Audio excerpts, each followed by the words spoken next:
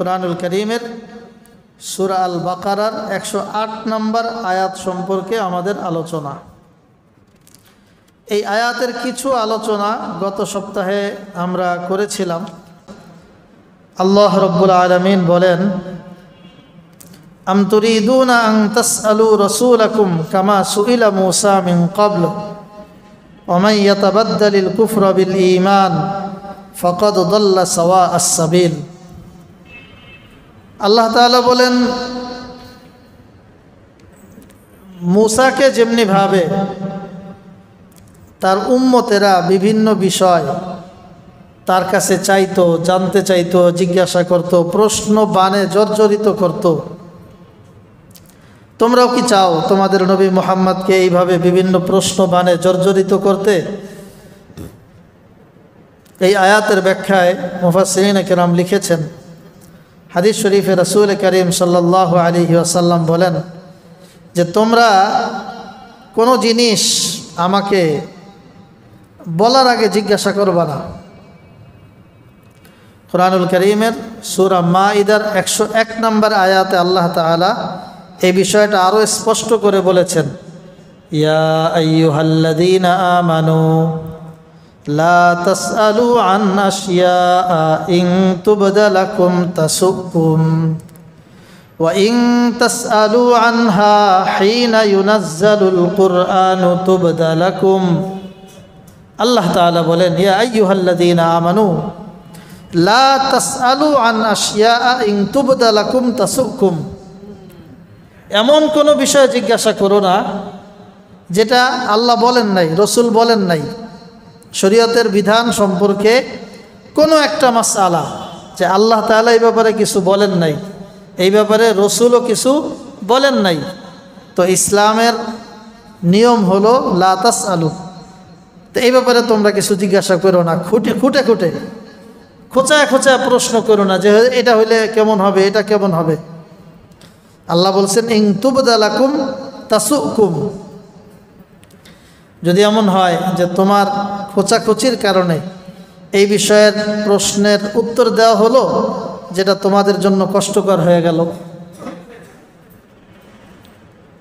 আর এটাও প্রশ্ন করা যাইতো যখন কোরআন নাজিল হইতো, তো রসুলকে প্রশ্ন করলে রসুল এটার জবাব দিয়ে দিতেন। কিন্তু এখন তো রসুলও নাই, সে আল্লাহর পক্ষ থেকে সরাসরি জবাব আসার সুযোগও নাই। যে বিষয়ে কোরআন সুন্নায় বলা হয় নাই ওই বিষয়ে অযথা জানার চেষ্টা করো না। আমাদের সমাজে এরকম অনেক মানুষ আছে, নামাজের ফরজ কয়টা, রোজার ফরজ কয়টা, এই জাতীয় মৌলিক প্রশ্ন না করে সে জিজ্ঞাসা করে, হুজুর ইব্রাহিম আলাইহিস সালামের এই নানি বাড়িটা কোন এলাকায় ছিল? ইব্রাহিম আলাইহিস সালামের নানির বাড়ি কোন এলাকায় ছিল? আচ্ছা, এটা দিয়ে আপনার কি ফায়দা? উদাহরণস্বরূপ বললাম, এটা আপনি জানলে কি লাভ, না জানলে কি ক্ষতি? এটার সাথে ইসলামের কোনো ফজিলতের মাসালা আছে? যদি এমন একটা হাদিস থাকতো যে ইব্রাহিম আলাইহিস সালামের নানির বাড়িতে গিয়া 2 রাকাত নামাজ পড়লে একটা উমরার সওয়াব হয়, তাইলে আপনি গিয়া প্রশ্ন করতেন যে ওই জায়গায় গিয়া যেহেতু নামাজ পড়লে উমরার সওয়াব, ওই নানি বাড়িটা কোন জায়গায়?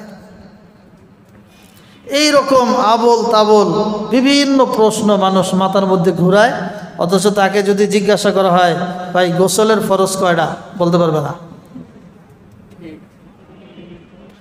এজন্য আল্লাহ রাব্বুল আলামিন নিজেই কোরআনুল কারীমের মধ্যে বলছেন যে তোমরা কি রসুলকে খোঁচায় ওই রকম প্রশ্ন করতে চাও যেরকম প্রশ্ন বনি ইসরাইল মূসা আলাইহিস সালামকে করতো?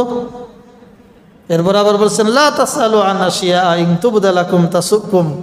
এমন প্রশ্ন করো না যেটা তোমাদের সামনে প্রকাশ করা হলে তোমাদের জন্য কষ্টকর হয়ে যাবে। বুখারী শরীফের হজ অধ্যায়ের আলোচনা, নাসাই শরীফের হজ অধ্যায়, অন্যান্য কিতাবেও আসছে। রাসূল করিম সাল্লাল্লাহু আলাইহি ওয়াসাল্লামের উপর যখন আয়াত নাজিল হলো, ওয়ালিল্লাহি আলান নাসি হিজ্জুল বাইতি মান ইসতাতা ইলাইহি সাবিলা, আল্লাহ বললেন যে যাদের সামর্থ্য আছে তাদের জন্য হজ করা ফরজ। রাসূল করিম সাল্লাল্লাহু আলাইহি ওয়াসাল্লাম সাহাবায়ে কেরামের সামনে এই বিধানটা শোনায় দিলেন, ওয়ালিল্লাহি আলান নাসি হিজ্জুল বাইতি মান ইসতাতা ইলাইহি সাবিলা। এখন একজন সাহাবী জিজ্ঞাসা করতেছে, ফি কুল্লি আমিন ইয়া রাসূলুল্লাহ, ইয়া রাসূলুল্লাহ হজ কি প্রত্যেক বছরেই করতে হবে? রসুল কিন্তু প্রত্যেক বছর নাকি জীবনে একবার নাকি এটা কিচ্ছু বলে নাই, বলছে যার সামর্থ্য আছে তার উপরে হজ ফরজ শোনায় দিস। তো প্রথম প্রশ্ন করছে আল্লাহ নবী, ওটা গুরুত্ব দেন নাই, চুপচাপ রয়েছেন। আবার প্রশ্ন করতেছে, ফিকুল্লি আমিন ইয়া রাসূলুল্লাহ, ইয়া রাসূলুল্লাহ প্রত্যেক বছরে কি হজ করতে হবে? রাসূল কোনো জবাব দেন নাই।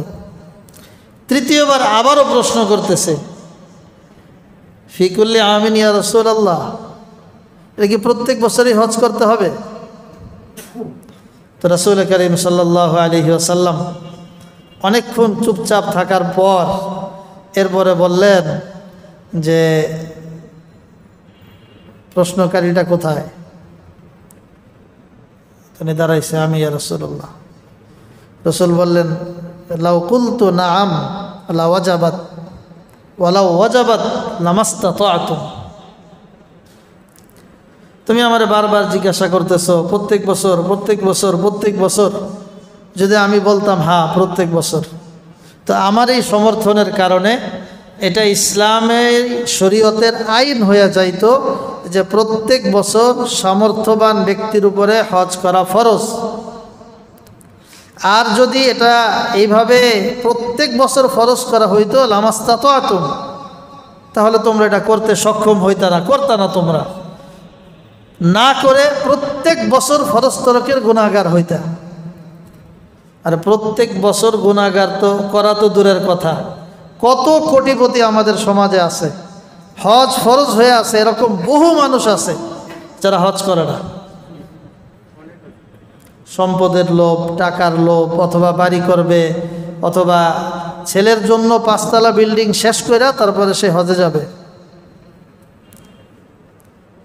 মানে আরও কত আজগুবি কথা আপনাদের থেকেই শুনি, এগুলি তো আর আমরা, আপনাদের মাইন্ড আর আমাদের মাইন্ড এক না। আমরা হজে যাই ঋণ করে, টাকা পয়সা ঋণ করে হইলেও পারলে দৌড় দেই, মনে মনে নিয়তকারী ঋণ করে যাচ্ছি, ছুটি না দিলে চাকরি ছেড়ে হইলেও যাবো। আর এরা নিয়ত করে চাকরি ছাড়া তো দূরের কথা, রিটায়ার্ড করব, বাড়িঘর করব, সব কাজ শেষ হবে, এরপরে হজে যাব। ওই বুড়ায় এরপরে যে হজে যায়, ওই হজে গিয়া হজের সব আমলও সে করতে পারে না। হজের আমলগুলো এত সহজ না। হজের আমল ওই আমরা যে উৎসাহ দেওয়ার জন্য সহজ করে বলি আর কি। আপনি গিয়া দেখেন, এই বছর 1000-এর উপরে মারা গেছে হজের সময়। হ্যাঁ, 1300। এই 1300 লোক মারা গেল, এগুলি হইল পেপার পত্রিকার খবর। আর এটা সবাই জানেন, পেপার পত্রিকায় অরিজিনাল খবর আসে না। এই 1300, 1400, 1500 মানুষ মারা যাওয়া একটা সফরে, ছোট্ট একটা এলাকার মধ্যে, এমনিতেই এতই সহজ, বহুত কঠিন হজের আমল। যারা বুড়াকালে যায়, অধিকাংশ লোকের হজ হয় না। বললে শুনতে খারাপ শোনা যায়, মানে হজ হয় না বললাম এই জন্য, মানে যদি সে আমলগুলো করতে না পারে, আর অধিকাংশ বুড়ারাই আমল করতে পারে না, একটা করে আর একটা ছাড়ে, ফরজ করে তো ওয়াজিব ছাড়ে, ওয়াজিব করে তো সুন্নত ছাড়ে, সব আপনার শরীরে কুলায় না, ক্লান্তি, ওখানে কোনো গাড়ি নাই, হাঁটতেই হবে, প্রচণ্ড গরম, কতক্ষণ কুলাবে শরীরে। আবার নির্ধারিত সময়ের মধ্যেই পাথর মারবেন, তা সূর্য অস্ত যাওয়ার আগে সময় আছে, শুরু করবেন সূর্য ঢলার পরে, টাইম টু টাইম ম্যানেজ করা, বার্ধক্যের শরীর নিয়ে সবগুলো কাজ করা অনেকটাই অসম্ভব পর্যায়ের। ইল্লা আমার রাহিমা রব্বি, যার উপর আল্লাহ দয়া করেন তার মাসালা ভিন্ন। এই জন্য হজকে কোনোভাবেই হেলায় খেলায় বার্ধক্য পর্যন্ত না নেওয়া। যতদিন শরীরে শক্তি আছে, কমপক্ষে 15 মাইল হাঁটতে পারেন, এই 15 মাইল চলতে গিয়ে বসে পড়বেন না, এই পরিমাণ শক্তি থাকা অবস্থায় হজে যাওয়া। আপনাকে একই দিন 15 মাইল হাঁটতে হবে। ওই মাঝখানে বসবেন তো আমলে ঘাটতি শুরু হবে। ওখানে গাড়ির কোনো সিস্টেম নাই, গাড়িতে যাবেন সিস্টেম নাই। একটা আছে হুইল চেয়ার ঠেলা, আপনাকে হুইল চেয়ার কে ঠেলবে? যে হুইল চেয়ার ঠেলবে তারও তো নিজে হাঁটবেন, আপনাকে ঠেলবে। এই পরিমাণ শক্তি সেভাবে কোথায়? এজন্য হজের আমলকে দীর্ঘায়িত বিলম্ব না করা। যাই হোক, বলছিলাম তো রাসূল করিম সাল্লাল্লাহু আলাইহি ওয়াসাল্লাম ওই সাহাবীকে বলতেছিল যে যদি আমি বলে দেই যে এটা প্রত্যেক বছর, তাহলে তোমাদের পক্ষে করা সম্ভব না। এই কথার দ্বারা ওই সাহাবী সহ সবাইকে বুঝাইলেন যে যেই কথাটা আমি বলি নাই তোমার খোঁচায় জিজ্ঞাসা করার দরকার কি? আমি কি বলছি প্রত্যেক বছর হজ করতে হবে? তুমি কেন জিজ্ঞাসা করতেছো বারবার যে প্রত্যেক বছর কিনা, প্রত্যেক বছর কিনা, প্রত্যেক বছর কিনা? এজন্য হাদিস শরীফে রাসূল করিম সাল্লাল্লাহু আলাইহি ওয়াসাল্লাম বলেন, ইন্না আ'যামাল মুসলিমিনা জুরমান মান সাআলা আন শাইইন লাম ইউহাররাম ফাহুররিমা মিন আজলি মাসআলাতিহি। মুসলমানদের মধ্যে সবচেয়ে বড় অপরাধী ওই ব্যক্তি, মুসলমানদের মধ্যে সবচেয়ে বড় অপরাধী ওই ব্যক্তি যেই ব্যক্তি শরীয়তের এমন একটি মাসআলা সম্পর্কে জিজ্ঞাসা করলো যেই মাসআলাটা শরীয়তে হারাম ছিল না, তার জিজ্ঞাসা করার কারণে বিষয়টা সামনে আসলো এবং হারাম করা হলো। যেই মাসআলাটা শরীয়তে হারাম ছিল না, আলোচনায় ছিল না, সে জিজ্ঞাসা করার কারণে সামনে আসলো এবং সবার জন্য হারাম করা হইল। তো সবার জন্য একটা নিষেধাজ্ঞা আরোপ করার কারণ হইল ওই প্রশ্নকারী। এজন্য এই জাতীয় প্রশ্ন করতে রাসূল করিম সাল্লাল্লাহু আলাইহি ওয়াসাল্লাম নিষেধ করেছেন। মুফাসসিরিনে কেরাম লিখেছেন যে যখন এই আয়াত নাজিল হয়েছে, সাহাবায়ে কেরামের হালত এমন ছিল যে ওনারা সব ধরনের প্রশ্ন বন্ধ করে দিছে। এখন ভয়ে আল্লাহর নবীকে কেউ কোনো কিছু জিজ্ঞাসা করে না। তাদের হালত সম্পর্কে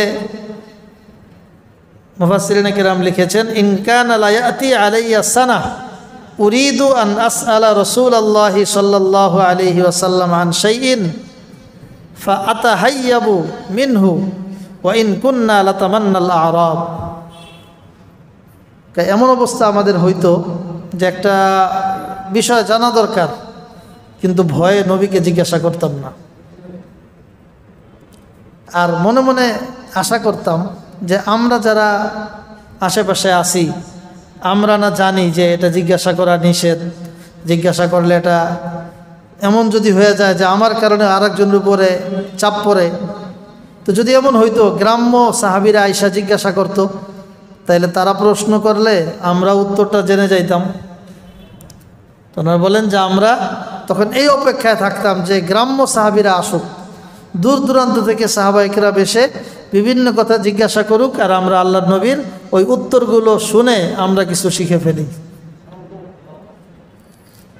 কোরআনুল কারীমে সাহাবায়ে কেরাম প্রশ্ন করেছেন এরকম আয়াত মাত্র 12টা। কয়টা? 12টা, মাত্র 12টা। মাত্র 12টা আয়াত যে সাহাবায়ে কেরাম আল্লাহর নবীকে প্রশ্ন করেছেন। সাহাবীর সংখ্যা কত?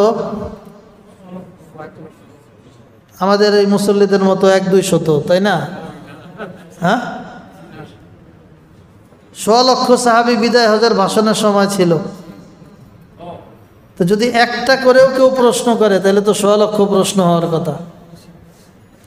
তো সেখানে টোটাল জিজ্ঞাসা হইল মাত্র 12 পিস, 12টা মাসআলা মাত্র। আর আমরা প্রত্যেকদিন কয়টা জিজ্ঞাসা করি? কি কন? কোরআনুল কারীমে সেগুলো আল্লাহ তাআলা উল্লেখ করেছেন। ইয়াসআলুনাকা আনিল খামরি ওয়াল মাইসির। আল্লাহ বলেন যে তারা আপনাকে জিজ্ঞাসা করে মদ সম্পর্কে, জুয়া সম্পর্কে। তা আপনি এটার উত্তর বলেন, এইভাবে বলে দেন, কুল ফীহিমা ইসমুন কাবীরু ওয়া মানাফিউ লিন-নাস ওয়া ইয়াসআলুনাকা আনিল মাহিদ।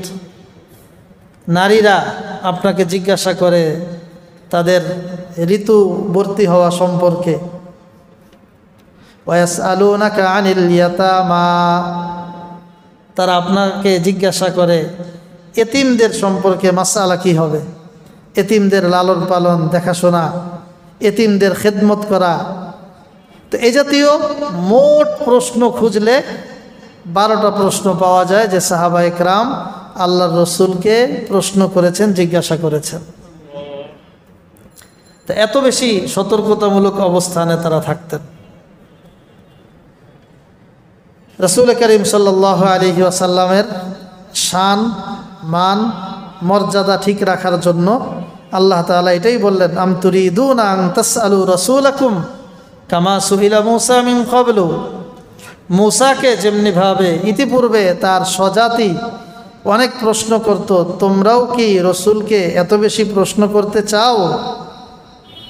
এই আয়াতটা আমাদের সর্বশেষ সবচেয়ে বড় মুফাসসির যিনি পৃথিবী থেকে অতিবাহিত হয়েছেন, দারুল উলুম দেওবন্দের শেখুল হাদিস এবং হেদায়াতুল কোরআনের মুসান্নিফ হযরত মাওলানা সাঈদ পালনপুরী রহমতুল্লাহি আলাইহি, তিনি তার হেদায়াতুল কোরআনের মধ্যে এই আয়াতের তফসিরের মধ্যে লিখেছেন খুব হার্ডভাবে যে এই আয়াতে আল্লাহ তাআলা খুব শক্তভাবে প্রশ্নকারীদেরকে বারণ করছে, একটু ধমকের স্টাইলে। আম তুরিদুনা আন তাসআলু রাসূলাকুম কামা সুইলা মূসা মিন ক্বাবল, তোমরাও কি এরকম প্রশ্ন করতে চাও? ওয়া মান ইয়াতাবাদ্দালিল কুফরা বিল ঈমান, আল্লাহ বলতেছেন যে এত প্রশ্ন চলবে না। ঈমান আনার পর যে ব্যক্তি ঈমানকে কুফরির দ্বারা পরিবর্তন করতে চায়, ফাকাদ দাল্লা সাওয়া সাবিল, ও সুস্পষ্ট বিপদগামী, যা তোর ঈমানের দরকার নাই, এত কথা জিজ্ঞাসা করছ কেন? এখানে আল্লাহ খুব হার্ড লাইনে ছিলেন, এত কথা জিজ্ঞাসা করছ কেন? মানলে মানবি, না মানলে যা, সবই উত্তর দিতে হবে তোমার। তুমি দাবি করবা আল্লাহকে নামায় আনেন, কোরআনটা একসাথে আনেন, এই আয়াতের সারে নজুল এটাও আছে। মক্কার মুশরিকরা বলতেছে, ইয়া রাসূলুল্লাহ আপনাকে মানবো, কি করতে হবে? আল্লাহর আসমানতে নামায় আনেন, ফেরেশতাদেরকে আমাদের সামনে আনেন, কোরআনটা একসাথে আনেন। তা আল্লাহ এই জন্য ধমক দিছে, ওদের কথা শুনেন না, সব কথা শুনতে হয় না, বাদ দেন, ঈমান আনলে আনবে, না আনলে না আনবে, যা তোর হিসাব তুই কর। এই জন্য মানে সব আয়াতে আল্লাহ তাআলা নরম না, মাঝে মাঝে আয়াতের মধ্যে কি আছে? গরম আছে। এই জন্য হেদায়াতুল কোরআনে হযরত মাওলানা সাঈদ আহমদ পালনপুরী আলাইহি রহমাত খুব শক্তভাবে উল্লেখ করেছেন। এখন দেখেন মানুষের মেজাজ কীরকম। ওই যে এই যে আমরা দীর্ঘ অনেকগুলো আয়াত পড়তেছি বনি ইসরাইল সম্পর্কে, বনি ইসরাইলকে আল্লাহ তাআলা নেয়ামত দিছেন, বড় নেয়ামতের কথা আল্লাহ উল্লেখ করছে, ফেরাউনের কবল থেকে মুক্তি দিছে। বনি ইসরাইল অনেক দুষ্টামি করার পরেও আল্লাহ তাদেরকে শাস্তি না দিয়া আবারও জগতে থাকার সুযোগ করে দিছে। এখন বনি ইসরাইলের এত কথা শুনতে শুনতে ওখান থেকে শিক্ষা না নিয়া উল্টা কিছু মানুষের মনোভাব হয়েছে উল্টা। তারা এসা রসুলের কাছে বলতেছে, ইয়া রাসূলুল্লাহ লাউ কানাত কাফারাতুনা কাফারাতি বনি ইসরাইল, ইয়া রাসূলুল্লাহ আপনি আল্লাহর কাছে একটু দোয়া করেন, বনি ইসরাইলরে আল্লাহ যেভাবে মাফ করে দিছে আমাদেরকেও যাতে এইভাবে মাফ করে দেয়। মানে উদাহরণ দিছে বনি ইসরাইলের মতো, যে বনি ইসরাইলকে যেইভাবে মাফ করে দিছে আমাদেরকেও যাতে আল্লাহ সেইভাবে মাফ করে দেয়। আপনি এটা আল্লাহর কাছে দোয়া করেন। রাসূল করিম সাল্লাল্লাহু আলাইহি ওয়াসাল্লাম দোয়া করলেন, আল্লাহুম্মা লা নাবগিহা, আল্লাহুম্মা লা নাবগিহা, আল্লাহুম্মা লা নাবগিহা। আল্লাহ ওরা যেই দোয়া করতে চায় যেই দোয়া করতে বলে আমি ওই দোয়া করছি না, আমি ওই দোয়ার সাথে একমত না, আমি ওইভাবে দোয়া করি না। ওরাও অবাক যে আমরা তো ভালোর জন্যই কইলাম, বনি ইসরাইল এত অপরাধ করছে, আল্লাহ মান্না দিছে, সালোয়া দিছে, কত নেয়ামত দিছে, এগুলোর শুকরিয়া আদায় করে নাই, তারপরেও শাস্তি কিছু কিছু দিছে, পুরো ধ্বংস করে দেয় নাই। তাদেরকে যেমন মাফ করছে, আল্লাহ আমাদেরকে এইভাবে মাফ করে দেখ। এই দোয়ার আবেদন করলাম রসুলের কাছে, রসুল বলতেছে যে না না, এই দোয়া করি না, এই দোয়া করি না, এই দোয়া করি না। একটু আশ্চর্য লাগে না নিজেদের কাছেই? তো এখন এটা কেন বলল? রাসূল করিম সাল্লাল্লাহু আলাইহি ওয়াসাল্লাম জবাব দিলেন, মা আ'তাকুমুল্লাহু খায়রুম মিম্মা আ'তা বনি ইসরাঈল। আল্লাহ তাআলা এই উম্মতকে যা দিছেন, এটা বনি ইসরাইলকে যা দেওয়া হয়েছিল তার থেকে অনেক বেশি উত্তম। কথাটা মনে বুঝেন নাই আপনারা? রসুল এই জন্যই ওদের চাওয়ার প্রেক্ষিতে দোয়া করেন নাই যে আল্লাহ তাআলা এই উম্মতকে যা দিছেন, উম্মতে মুহাম্মাদিকে যে শ্রেষ্ঠত্ব দিছেন, এটা বনি ইসরাইল থেকে অনেক বেশি উত্তম। আমাদের মূল আয়াতের সাথে মিল আছে তো। আয়াত কি ছিল? এমন কিছু চাইবেন না যেটা চাইলে উল্টা আরো বিপদ হয়। তো এরা আল্লাহর নবীর কাছে এসে দোয়া চাওয়াইতেছে এমনভাবে যেটা আমাদের জন্য কল্যাণকর নয়, আরও বেশি ক্ষতিকর হয়ে যাইতে পারে। এখন কিভাবে কল্যাণকর নয়, ক্ষতিকর কেমনে? রাসূল করিম সাল্লাল্লাহু আলাইহি ওয়াসাল্লাম ওদেরকে ব্যাখ্যা করে বললেন যে তোমরা যে আমার কাছে এসে আবেদন করলা যে বনি ইসরাইলের মতোই আমাদেরকে মাফ করে দেখ, বনি ইসরাইলের মূল ঘটনা কি তোমরা জানো? কি ইয়া রাসূলুল্লাহ, আমরা তো মূল ঘটনা জানি না। বনি ইসরাইলের মূল ঘটনা ছিল, দেখো এটা সহ্য করতে পারো কি না, তাদের মতো চাইলা। বনি ইসরাইলের সময় অবস্থা ছিল, কেউ যদি অন্যায় করত তাহলে তার অন্যায় কি আর অন্যায়ের কাফফারা কি, এটার সাজা কি, এটা থেকে মুক্তি পাওয়ার জন্য তরিকা কি, এই উভয়টা অন্যায়কারীর দরজায় অটোমেটিক কুদরতিভাবে লেখা হয়ে যাইত। কেউ চুরি করছে, অনেক জামাই আছে চোর, স্বামী চোর, কিন্তু বিবি জানে না যে সে চোর। অনেক ছেলে আছে চোর, বাপ জানে না যে সে চোর। বাবা চোর, ছেলে জানে না যে চোর। এরকম আছে না? চোর না হইলে ওই যে রূপপুর বিদ্যুৎ কেন্দ্র থেকেই 59,000 কোটি টাকা বাংলাদেশ থেকে এক চুন্নি চুরি করে নিয়ে গেছে। একজনে 59,000 কোটি টাকা। 20 লক্ষ ছাত্র 5 বছর অনার্স মাস্টার্স কমপ্লিট করতে সরকারি যত খরচ দরকার, এই সব খরচ এক রূপপুর থেকে একটা চুন্নি চুরি করে নিয়ে গেছে। কিন্তু আমরা তো জানি না সে চোর। বনি ইসরাইলের তরিকা যদি থাকতো, বনি ইসরাইলের নিয়ম ছিল যে যে অপরাধ করে ওইটা অটোমেটিক দরজার মধ্যে লেখা হয়ে যাইত যে এই আজকের দিনে জনাব মিস্টার অমুক সাহেব এটা চুরি করেছেন, ওইটা ডাকাতি করেছেন, ওইটা ছিনতাই করেছেন, এটা এই 2 নাম্বারই করেছেন, এটা 6 নাম্বারই করেছেন, এটা 9 নাম্বারই করেছেন, এবং এটার জন্য এই সাজা, এটার জন্য এই কাফফারা, এটার জন্য এই কাফফারা, প্রত্যেকটা লেখা থাকতো। এই অপরাধে এই শাস্তি তার, আজকের এই। তো বলেন এটা কি আমাদের যে আমরা অন্যায় করি কোথাও লেখা থাকে?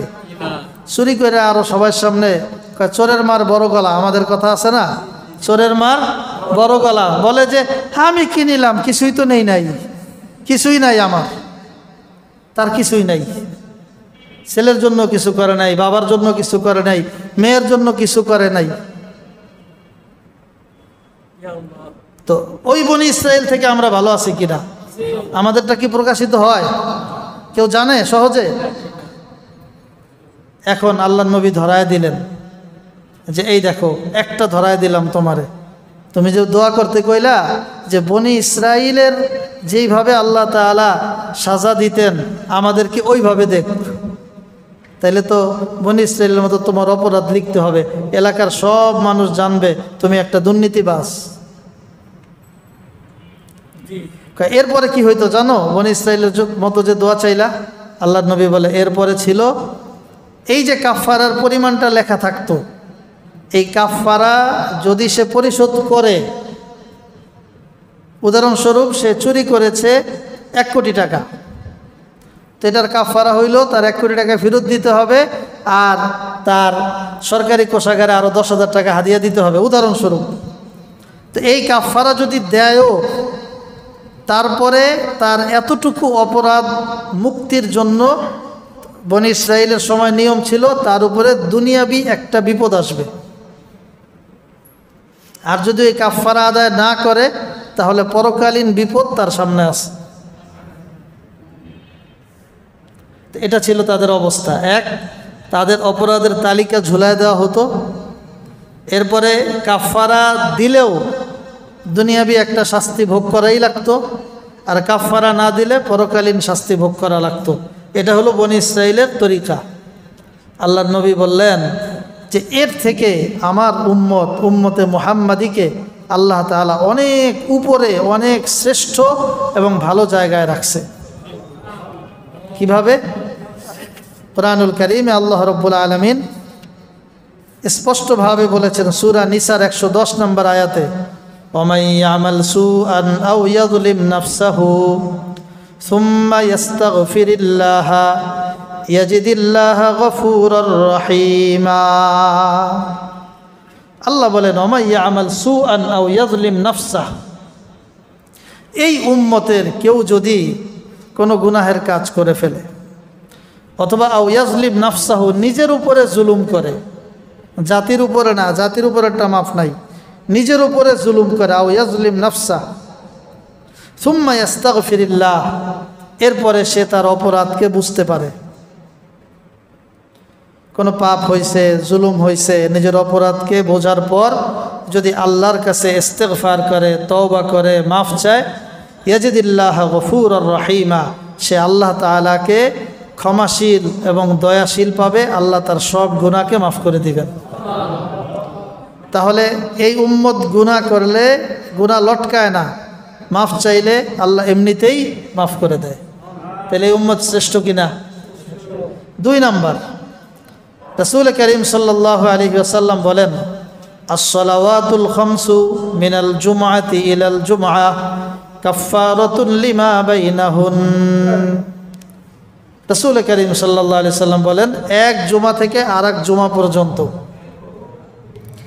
এই যে ওয়াক্তিয়া নামাজ, 5 ওয়াক্ত নামাজ বান্দা পড়ে, তো এক ওয়াক্ত নামাজ যখন পড়ে, এই ওয়াক্তের নামাজের আগ পর্যন্ত তার যত গুনাহ হয়েছে, এই নামাজের বদৌলতে আল্লাহ তার গুনাহগুলো মাফ করে দেন। তো এই শ্রেষ্ঠত্ব তো ওই উম্মতের ছিল না। তারা একটা নেকির কাজ করলেই গুনাহ মাফ হয়ে যাবে, এরকম কোনো কথা তাদের জন্য ছিল না। এই দ্বিতীয় শ্রেষ্ঠত্ব। 3 নম্বর শ্রেষ্ঠত্ব, রাসূল করিম সাল্লাল্লাহু আলাইহি ওয়াসাল্লাম বলেন, দেখো তোমাদের এই উম্মতের মর্যাদা আল্লাহ কত বেশি দিয়েছেন। কেউ যদি কোনো পাপ কাজের নিয়ত করে, অন্যায় কাজ, পাপ কাজের নিয়ত করে, সে এখনও পাপের কাজ করে নাই, আল্লাহ তাকে কোনো পাপ দেয় না। যখন পাপ কাজ করেই ফেলে, তখন সে যতটুকু পাপ করেছে ওই ততটুকুই লেখা হয়। পাপের নিয়ত করলেই পাপ লেখা হয় না।